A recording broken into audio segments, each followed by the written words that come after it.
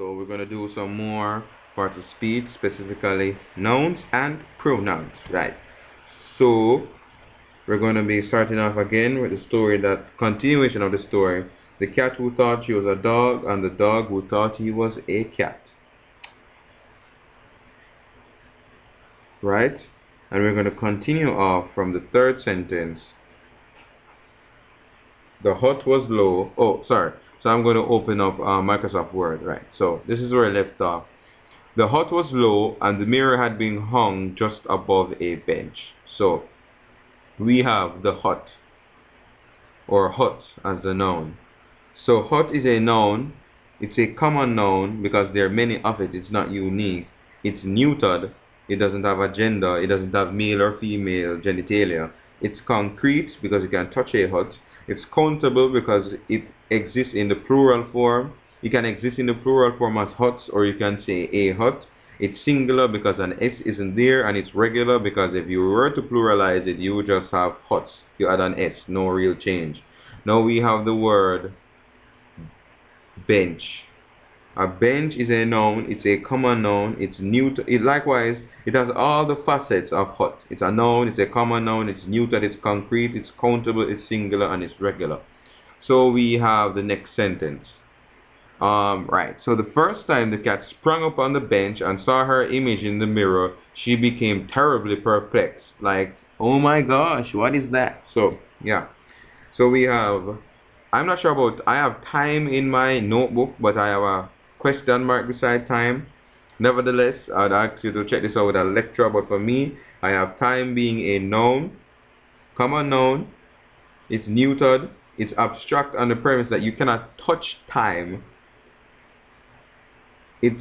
I have countable, but I have a question mark beside countable because you can say a time, and time exists in the plural as times, but for some reason I'm not sure about it. It's singular and it's regular.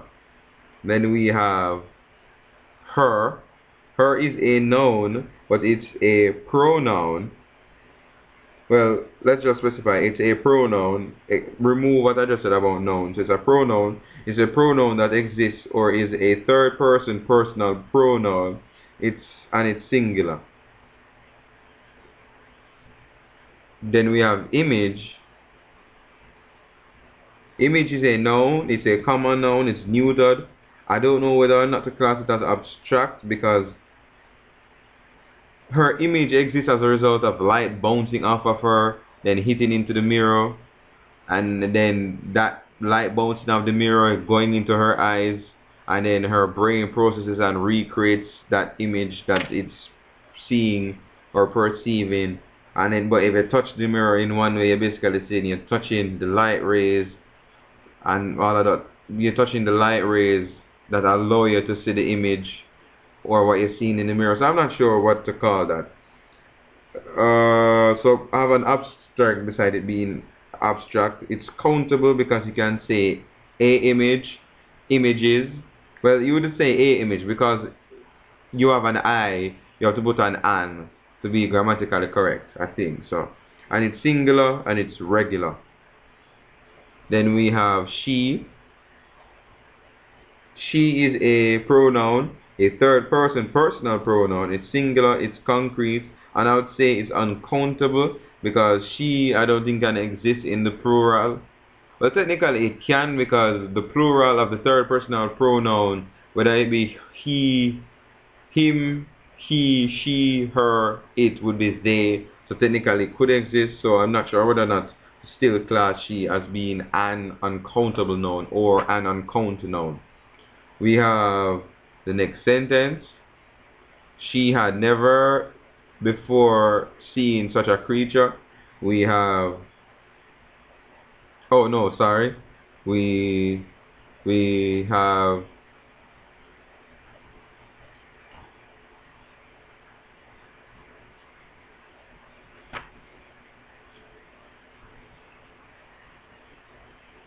oh, we already did everything that exists in this sentence except for creature.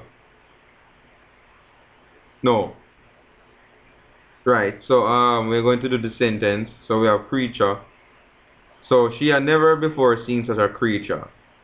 So creature, for some reason, creatures always sounds creepy to me. I don't know why, but yeah. So creature. So creature is a noun. It's a common noun. It's concrete. It's countable. It's singular. It's regular. And it would be dual. I call it dual gender, but technically you would call it feminine because the cat is a female, and hence that reflection that she's seen of that creature is a feminine or female creature. But at the same time, I'm not sure because I don't know for the English language. I'm still not sure yet if you class something as feminine or masculine outside of it being a human. So I'm not sure. So besides dual gender, I have a question mark.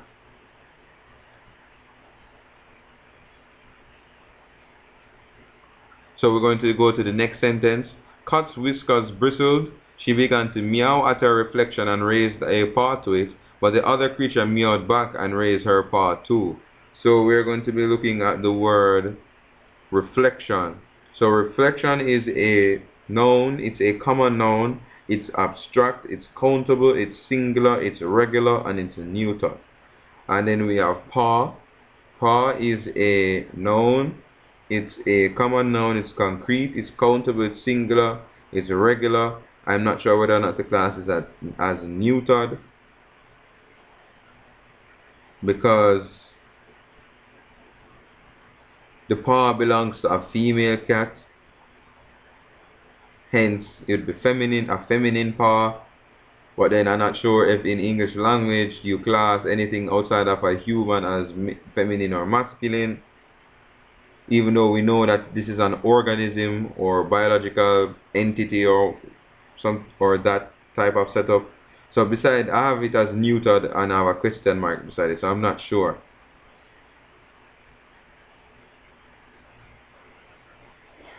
I have a note in my book about reflections. I'm going to read it. So, would it be a concrete noun due to the context that it is the cat's reflection that mirrored back?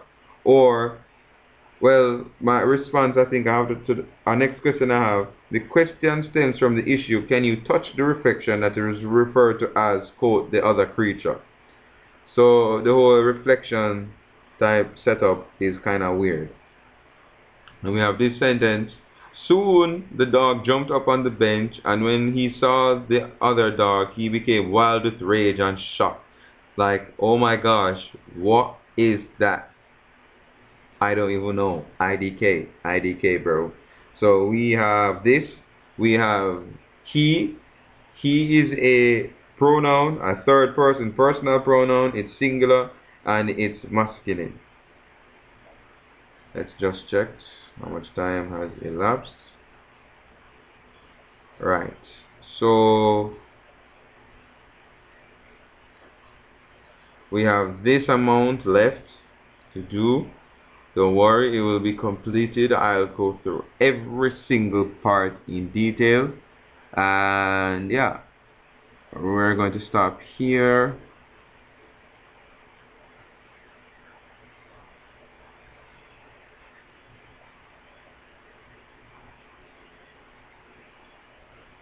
Right, so we're going to stop here for today. Alright, later.